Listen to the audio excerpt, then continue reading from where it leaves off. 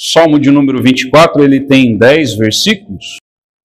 Assim diz a palavra do Senhor, no Salmo de número 24, todos a uma só voz. Ao Senhor pertence a terra, e tudo o que nela se contém, o mundo e os que nele habitam. Fundou a ele sobre os mares, e sobre as correntes a estabeleceu. Quem subirá ao monte do Senhor? Quem há de permanecer no seu santo lugar? O que é limpo de mãos e puro de coração, que não entrega a sua alma à falsidade, nem jura dolosamente. Este obterá do Senhor a bênção e a justiça do Deus da sua salvação. Tal é a geração dos que o buscam, dos que buscam a face do Deus de Jacó. Levantai, ó portas, as vossas cabeças, levantai-vos, ó portais eternos, para que entre o Rei da Glória. Quem é o Rei da Glória? O Senhor, forte e poderoso, o Senhor poderoso nas batalhas. Levantai, ó portas, as vossas cabeças, levantai-vos, ó portais eternos, para que entre o Rei da Glória. Quem é esse Rei da Glória? O Senhor dos Exércitos. Ele é o Rei da Glória. Os irmãos podem se assentar. Irmãos, este capítulo de número 24, ele vai tratar a respeito desta soberania de Deus. A Escritura, ela vai falar sobre a soberania de Deus em vários lugares. E se nós lermos a Escritura na perspectiva da soberania de Deus, nós vamos ver soberania de Deus do primeiro versículo até o último versículo da Bíblia. Em todo lugar da Escritura está sendo revelada a soberania de Deus. Entretanto, esse capítulo de número 24, ele fala de uma forma mais detida, algumas formas desta revelação de Deus. O Salmo de número 24, ele é um salmo que ele era cantado no sábado de manhã. No sábado de manhã havia o sacrifício que era chamado ali na época de Jesus, não na época ainda de Davi, porque na época de Davi ainda era tabernáculo, né? Mas na época de Jesus, por exemplo, ali havia um sacrifício de vinho. E segundo a própria Septuaginta, que é a tradução da Bíblia hebraica para o grego, que foi mais ou menos no ano 170 a.C., o título aqui era a respeito para ser cantado no sétimo dia. Então, era cantado este salmo aqui nos sábados, pela manhã, no decorrer ali do sacrifício. E aqui, irmãos, este belíssimo salmo, ele vai tratar sobre essa questão da soberania de Deus. E, inclusive, coloco como tema da mensagem de hoje a soberania de Deus revelada. Este salmo não revela toda a soberania de Deus e nem todos os aspectos, mas há pelo menos 3 aspectos aqui da soberania de Deus que é demonstrado através deste salmo. O salmo, do versículo de número 1 até o versículo de número 2, nós podemos ver aqui a respeito da soberania de Deus revelada através da criação dele. Nós vemos aqui do versículo 3 até o versículo de número 6, a respeito da soberania de Deus sendo revelada através do caráter do adorador dele. E nós vemos aqui também do versículo de número 7 até o versículo de número 10, a respeito da soberania de Deus sendo revelada através da glória de Deus. E aqui, irmãos, o versículo de número 1 até o versículo de número 2, aqui o salmista ele vai falar a respeito da criação de Deus. Ele diz que ao Senhor pertence a terra e tudo que nela se contém.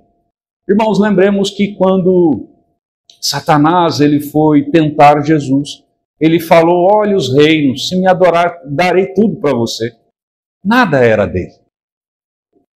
A Escritura ela diz que tudo pertence ao Senhor, a terra e os que nele habitam. Quando nós olhamos assim, nós vemos pessoas neste mundo que até vivem como se Deus não existisse, mas pertencem a Deus. É propriedade dele, no sentido, propriedade de ser criatura dele. Foi feita por Deus. Foi feito por Deus.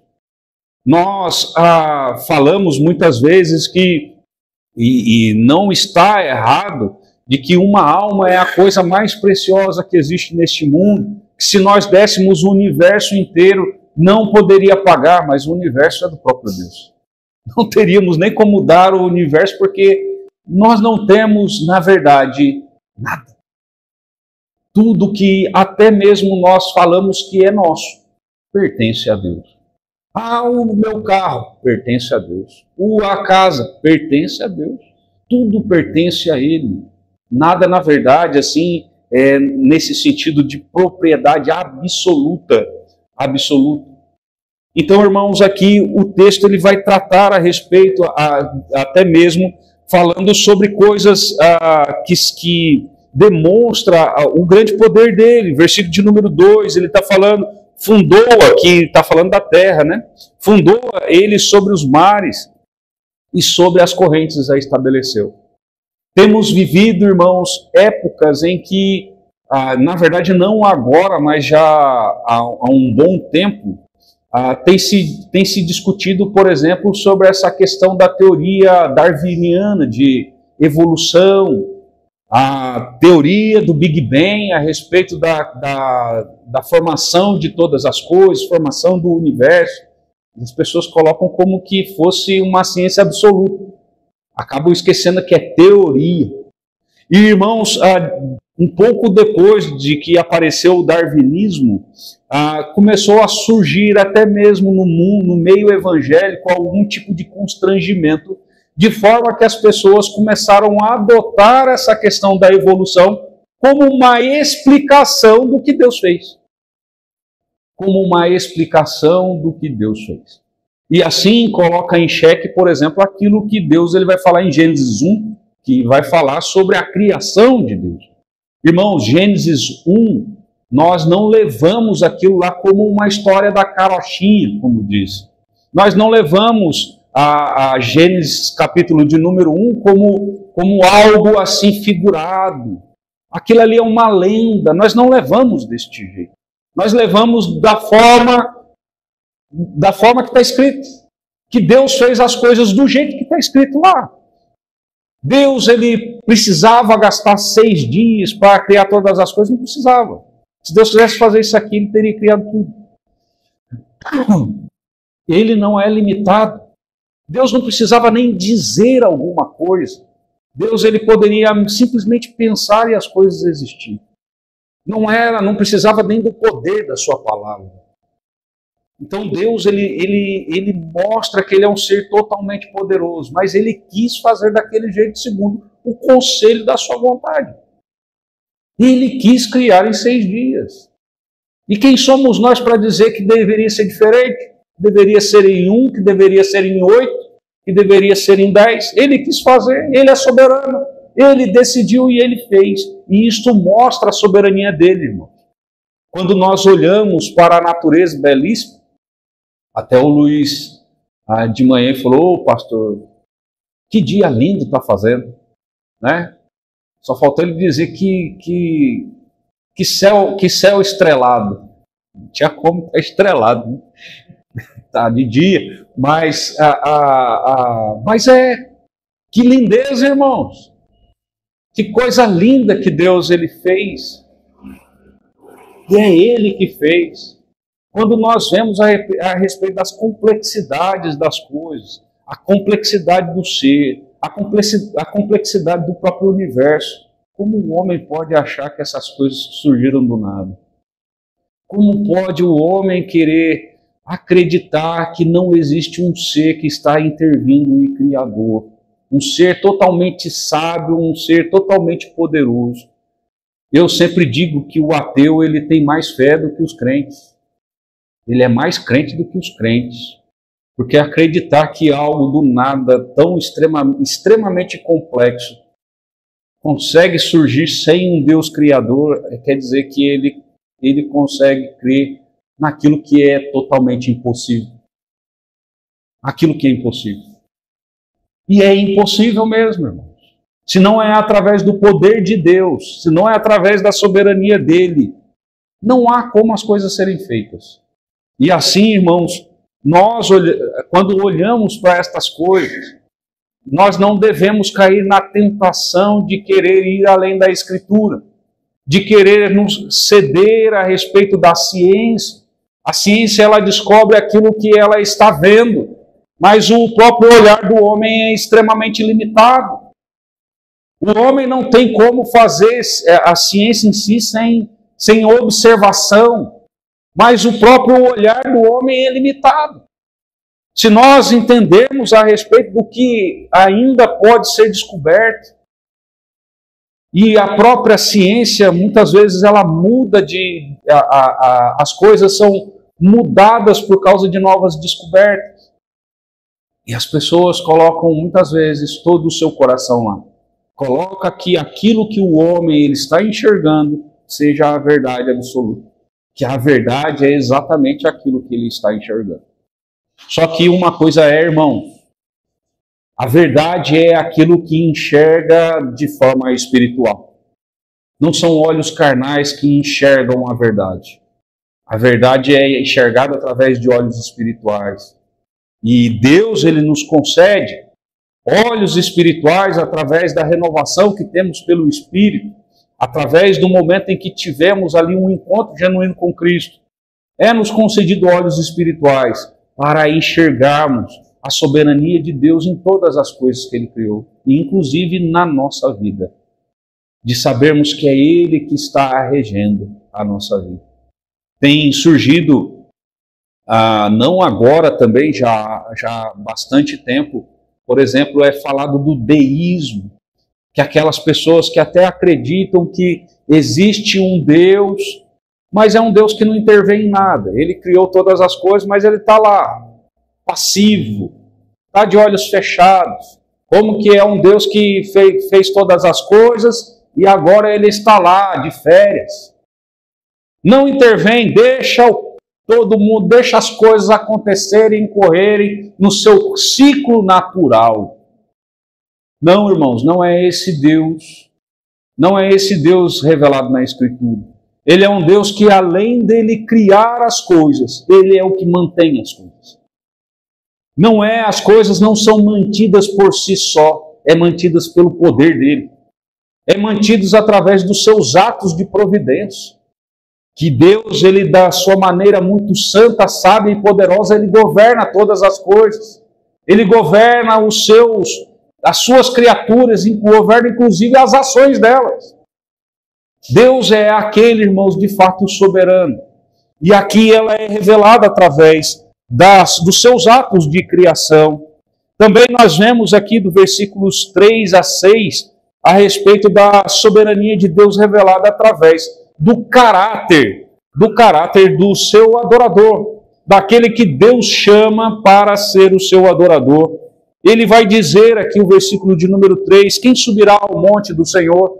Tudo bem que este salmo também, ele tem, ele foi escrito ali, segundo alguns historiadores, diante da entrada. Ele está reportando aqui a respeito da entrada da arca de Deus, lá em Jerusalém, quando Davi ele vai e transporta a arca da aliança. Tanto que o versículo de número 7 até 10 parece que está falando sobre essa entrada da arca. Mas quando ele fala quem subirá ao monte do Senhor, é nesse sentido. Quem irá participar desta procissão? Mas entrar no monte do Senhor aqui, nós também podemos aplicar na nossa vida no sentido até mesmo de eternidade. Quem irá participar da eternidade? Quem irá participar neste monte eterno de Deus? Quem será estes? E aqui o versículo de número 4, ele vai falar aqui as 4 características deste. Mas, irmãos, quando nós falamos sobre essas 4 características, ele vai falar o que é limpo de mãos, aquele que é puro de coração, aquele que não entrega a sua alma à falsidade e aquele que não jura dolosamente. São essas 4 características que ele está falando, daquele que iria subir, daquele que iria, de fato, permanecer. Não só entrar no monte do Senhor, mas permanecer. Mas aqui, irmãos, uma coisa que nós vemos da soberania de Deus é que quando nós olhamos para o homem decaído, o homem que depois da queda de Adão, é um homem que por si mesmo ele não consegue ter essas características. O homem ele não consegue ser limpo de mãos, ele não consegue ser puro de coração, ele não consegue evitar de entregar a sua alma à falsidade, nem mesmo de jurar com prejuízo de alguém. O homem por si só não tem condição. Então aqui o que mostra a questão dessa soberania de Deus é Deus transformando um homem totalmente depravado, um homem totalmente pecador, um homem que não quer nada com Deus, num homem como este. Num homem como este. Aqui não está falando de qualidades, irmãos. De qualidades, como se fosse algo que fosse algum adjetivo da pessoa, como se fosse qualidade dela. Não. Aqui ele está falando algo que é caráter. Algo que é muito mais profundo. Aqui o que ele está querendo dizer aqui é que ele não consegue ser diferente disso. Pode até falhar, mas ele é assim. Ele é limpo de mãos, ele é puro de coração. Ele não consegue ser diferente porque Deus o transformou para ser assim. Nós, irmãos, não conseguimos desenvolver algo diferente daquilo que nós somos. E aí mostra a questão da soberania de Deus. Mostra a soberania de Deus. Nós pecamos, fazemos coisas que não gostaríamos de fazer. Mas aí que está aquilo que Paulo vai dizer lá em Romanos, né? Capítulo de número 7. Lá falando sobre a luta contra o pecado, mas é luta, não é entrega. É luta. O caráter aquele que tem um caráter renovado está lutando. Não é entregue ao pecado, ele está lutando. Porque ainda há resquícios ainda da queda na nossa vida. Mas nós fomos renovados, o nosso caráter é diferente. O caráter do cristão renovado, e ele é renovado pelo próprio Deus. Ele não é renovado por si. O caráter, irmãos, qualquer pessoa deste mundo que lutasse para ser assim, não teria condição de ser. Só tem condição de ser limpo de mãos, puro de coração, não entregar a sua alma à falsidade, nem jurar dolosamente. Só consegue aquele que é renovado pelo Espírito Santo. Só consegue aquele que tem o seu caráter transformado. Irmãos, é fato que nós podemos errar e olharmos para isso e questionarmos, será que eu tenho este caráter? Nós falhamos. Muitas vezes nós encontramos impureza no nosso coração. Muitas vezes nós encontramos. Mas, irmãos, o que ele está querendo dizer é que, apesar de ainda ocorrerem impurezas ainda, nós somos puros por aquilo que Cristo fez. Nós não somos puros pelos nossos méritos. Nós não somos puros porque nós estamos buscando fazer as coisas certas. Nós somos puros porque Cristo nos purificou. Nós estamos com as nossas mãos limpas. Nós estamos com as nossas mãos limpas não porque nós resolvemos lavar as nossas mãos, mas porque o sangue de Cristo Jesus, ele tirou toda a sujeira que havia no nosso coração, tirou toda a sujeira que havia em nossas mãos. Ele é aquele que resgatou a nossa alma. Ele diz lá que nos tirou do império das trevas e nos transportou para o reino do Filho do seu amor. É Ele que faz esta mudança.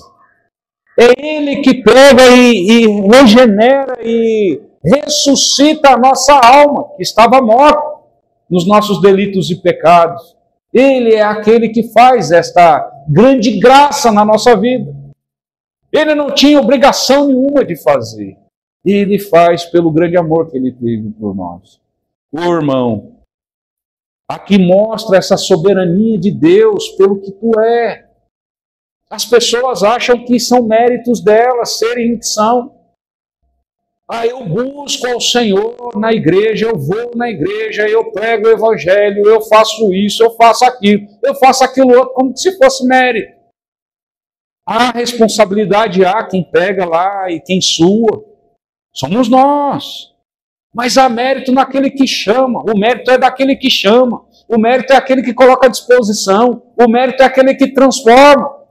Porque se não houvesse, nós jamais estaríamos aqui. Jamais teríamos qualquer coisa com Deus. Jamais iríamos até pensar nele. Nós iríamos estar pensando em nós, em adquirirmos riquezas e tantas outras coisas, com um caráter olhando só para nós e para as coisas do mundo. Por isso, irmãos, a soberania de Deus ela é revelada através disso. É através, nós somos testemunhas da soberania de Deus. Nós, crentes verdadeiros, aqueles que são transformados pelo poder de Deus, nós somos testemunhas para este mundo da soberania de Deus. Nós somos diferentes não porque temos méritos. Nós somos diferentes porque nós temos um Deus soberano que transforma o nosso coração, que transforma a nossa vida e muda o nosso caráter. Ele muda e transforma o nosso caráter. E aqui ele diz ainda, o versículo de número 5 e 6, diante disto, a questão do ganho. Irmãos, além de não há mérito no homem em ter a sua vida transformada, o homem ainda ele é extremamente abençoado, como diz o versículo de número 5 e 6, mostra inclusive a soberania dele nesse aspecto, de além do caráter ali do caráter do seu adorador. Além dele transformar, ele ainda abençoa. Versículo de número 5 e 6. Este obterá do Senhor a bênção e a justiça do Deus da sua salvação. Tal é a geração dos que buscam a face do Deus de Jacó. Irmãos, é maravilhoso olharmos para isso e vermos que além de Deus, Ele agir soberanamente na nossa vida, além de nos dar a maior bênção que existe, que é a salvação em Cristo Jesus, Ele ainda é aquele que nos coroa com bênçãos. Vai nos concedendo bênçãos. E vai derramando bênçãos. Sem mérito nenhum nosso. Oh, Deus maravilhoso e soberano é esse, irmãos, que nós temos. O Deus soberano e maravilhoso que nós servimos. Irmãos, estas coisas, quando nós olhamos para isto, isso deveria ser mais do que motivação para derramarmos totalmente o nosso coração, a nossa vida diante do Senhor, vivermos intensamente para Ele. Estas coisas, elas já são o grande combustível, da nossa vida, de vivermos de cabeça erguida, de termos alegria no Senhor. Oh, irmãos, nós não precisamos viver nos arrastando nesse mundo. Quando olhamos para estas coisas, o Deus maravilhoso que temos acesso, esse Deus soberano que transformou a nossa vida, é motivo de nós, como diz, andarmos com um sorriso de orelha a orelha a todo instante. Mesmo quando as coisas não vão do jeito que a gente quer. Mesmo quando as coisas são difíceis. Mesmo quando acontece caos. Isto que já era suficiente para estarmos sempre de sorriso de orelha a orelha. Porque Deus tem sido maravilhoso, irmãos. Você enxerga isso na sua vida? Você enxerga a soberania de Deus na sua vida? Em transformar um ser pecador? Olha para o teu passado e fala, oh Deus, se não fosse o Senhor na minha vida, o que seria dela?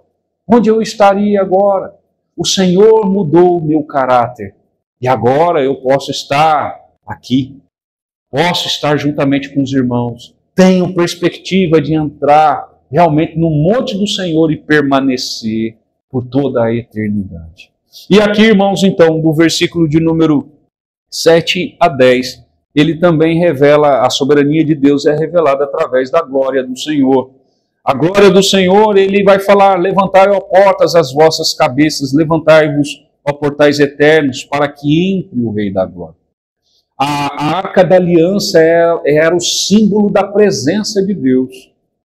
Não sei se os irmãos lembram, mas na época ali de Samuel, é revelado ali no começo do primeiro livro de Samuel, a respeito do povo ir lutar contra os filisteus, e eles levam a Arca da Aliança. A Arca da Aliança era a presença de Deus, o significado dela era a presença de Deus está aqui no nosso meio. E, irmãos, o quão glorioso é a Arca da Aliança entrando ali em Jerusalém. A Arca da Aliança, aquele povo em Jerusalém, a capital ali de Israel, tendo a presença do Senhor, o grande símbolo da presença do Senhor, além do próprio tabernáculo, mas a Arca da Aliança, o Deus que faz aliança, o Deus que mantém a sua aliança, o Deus que é fiel para com a sua aliança e será por toda a eternidade. Esse simbolismo todo, irmãos, o quão glorioso é isso. O quão glorioso é para Deus o reconhecimento que há pela sua pessoa. Ele mostra revela essa soberania dele através da sua própria glória, através dos seus atos poderosos. Quando nós olhamos, por exemplo, a manifestações da glória do Senhor, por exemplo, como lá no Monte Sinai, o monte, como dizem, terremoto intenso, parecia uma fornalha incandescente. O povo diz: Moisés, sobe você, porque se a gente chegar perto vai morrer. O grande temor que gera quando Salomão vai inaugurar o templo do Senhor. Tem que todo mundo sair lá de dentro. E não era o povo que estava lá, irmãos, eram os sacerdotes. Sacerdotes não conseguem ficar dentro da casa do Senhor, porque a glória do Senhor desce sobre a sua casa. Irmãos, quando Isaías vê a glória do Senhor no templo, o que ele consegue reconhecer diante de Deus é: opa, fui, porque já era para mim. Estou diante de um Deus santo, estou diante de um Deus magnífico. Eu que sou pecador, o que vai acontecer comigo? Vou morrer. Eu vou morrer. É a conclusão, irmãos, é a conclusão que Isaías tem olhando para dentro de si, apesar de ser um homem que estava dolorido com as coisas que estavam acontecendo. Era um homem que estava triste porque estava vendo o seu povo longe de Deus. E ele fala: eu não sou diferente desse povo, porque eu faço parte do povo. Eu faço parte do povo. Ali ele está se incluindo, apesar de buscar o Senhor, apesar de ser temente ao Senhor. Ele está como se incluindo no meio do povo. Eu habito no meio de um povo de impuros lábios. Eu não vou sobreviver porque eu vi o próprio Senhor, a sua glória. Irmãos, como é glorioso nós olharmos a respeito disso, de entendermos que nós temos Deus presente conosco. Era glorioso a Arca da Aliança estar entrando ali em Jerusalém, e ali o Deus fixando de uma forma simbólica a tua presença ali. E irmãos, exatamente isso que Deus ele faz conosco. Ele, dentro da sua magnitude, ele habita em nós. Ele habita em nós. Ele faz de nós morada. Irmãos, é maravilhoso isso. Isso é algo que deve encher o nosso coração. É algo que deve derramar lágrimas de contentamento, lágrimas de alegria dos nossos olhos. Irmãos, hoje nós vimos a respeito de algumas coisas, 3 coisas aqui que Deus ele revela sobre a sua soberania, soberania de Deus revelada. Lógico que aqui não fala sobre toda a soberania de Deus, mas 3 aspectos dela. Nós vimos aqui que a soberania de Deus ela é revelada através da sua criação. Ela é revelada também através do caráter do adorador. Ele também é revelado através da glória do Senhor. Que Deus derrame graça sobre nós, venha fortalecer-nos e que venhamos, irmãos, a compreender as coisas de Deus e venhamos a viver em conformidade com ela. Por que nós iríamos viver, irmãos, entristecidos? Por que iríamos viver abatidos diante de um Deus que fez tantas coisas por nós? Por que vivermos abatidos?